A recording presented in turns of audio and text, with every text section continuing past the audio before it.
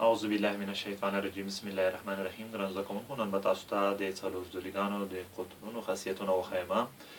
قطر په خپله هغه ته وایي چې د څلورزولي دوه مخامخ رسونه سره وصل کړي او د تل لپاره په څلورزولیګانو کې قطرونه یو بل نیمایي کوي. د دې لپاره دلته د درې ډوله څلورزولیګانو څخه یادونه کوو.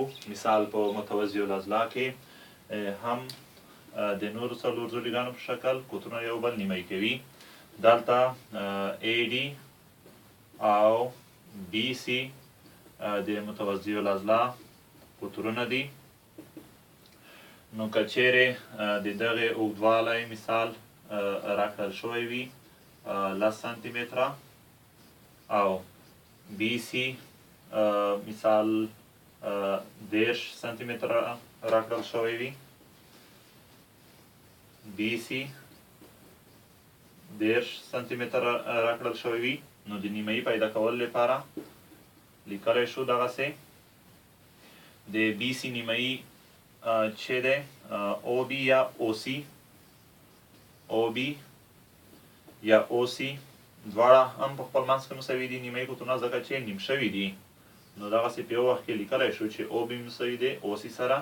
نو دغه نیمایي چې پیدا کوو د عمومي قطر به نیموو، یعنې داسې به لیکو چې BC تقسیم پر 2. BC اوږدوالی څو 10 سانتي متره، دا به هم په 2 باندې ویشو، نو نیمایي به څو وي 15 سانتي متره. همدغه شان که د AD نیمایي پیدا کوو، د AD نیمایي څه دی OA او OD، دا هم په خپل منځ کې مساوي دي ځکه چې نیم شوي دي.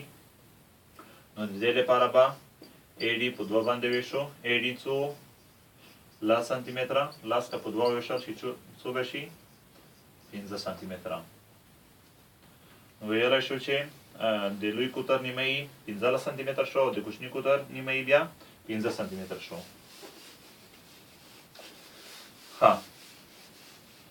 د مستطیل قطرونه د دې برسیره چې یو بل نیمایي کوي، د تل لپاره یو بل سره مساوي هم وي.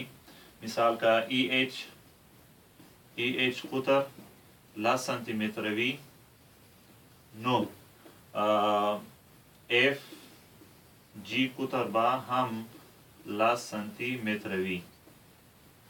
اوس که نیمایي قطر پیدا کول غواړو OG که پیدا کول غواړو، نو د دې لپاره کولی شو ولیکو OG مساوي د EH تقسیم پر 2 یا دغسې چې OG مساوي دی FG تقسیم پر 2. EH څو 10 سانتي متره، نو لیکلی شو OG مساوي 10 تقسیم پر 2 څو به شي 15 سانتي متره. همدغه شان دلته هم دغسې لیکلی شو OG مساوي FG څو سانتي متره و 10 سانتي متره، 10 سانتي متره که په 2 وویشل شي څو به شي 15 سانتي متره. په دې باندې هم باور لرم چې پوه شوئ. دریم معین الوزي دی. په معین الوزي کې هم قطرونه یو بل نیمایي کوي. نو دلته که چیرې I کې لوی قطر 10 سانتي متره وي، نو نیمایي OI او OK به څو سانتي متره وي، دغه به دواړه 15 سانتي متره وي. څو به وي 15 سانتي متره. تاسې د ټاکلو لپاره بیا هم د نورو دوو مثالونو په شکل کولی شئ عملیات ترسره کړئ. همدغه شان که JL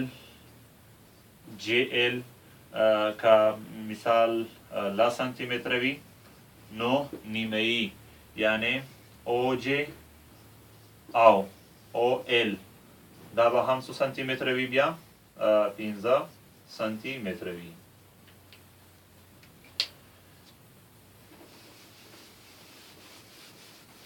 اوس تاسو ته د کتاب په هغه مثال باندې کار کوم چې د معین یا لزي په مورد یې په هغې باندې عملیه کړې ده.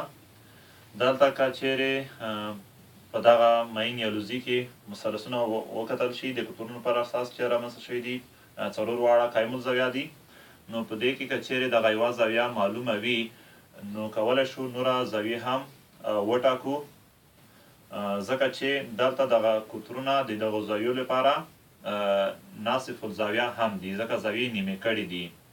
نو لومړی دا چې دغه زاویه شپېته ده نو دغه زاویه به هم څو وي؟ شپېته. دا چې دغه دوه زاویې یو بل ته مخامخ دي نو دا به هم څو درجې وي؟ شپېته درجې وي. او دا چې مثلثونه قایم الزاویه دي نو دغه زاویې به یې څو درجې وي؟ 90 درجې وي. څو درجې؟ 90 درجې. دا چې د مثلث داخلي زاویو مجموعه یې 180 درجې کېږي، 90 شپېته 150 نو دریمه زاویه به یې څو درجې وي؟ 30 درجې. د څلورو واړو لپاره څو درجې؟ 30 درجې. نو اوس په سمبولیکه بڼه دغسې لیکلی شو. که آی ته د 1 او 2 نومونه استعمال کړو د زاویې لپاره، دې ته هم 1 او 2 نومونه استعمال کړو، دې ته هم 1 او 2 نومونه که استعمال کړو د زاویې لپاره، دې ته هم 1 او 2 نومونه که استعمال کړو، نو اوس لیکلی شو چې I1 مساوي دی I1 مساوي دی د I2 زاویې سره، I2 زاویه مساوي ده د K1 زاویې سره، K1 زاویه مساوي ده د K2 زاویې سره. همدغه شان L1 زاویه مساوي ده د L2 زاویې سره، او دا مساوي بیا د J1 سره، او دا مساوي بیا د J2 سره.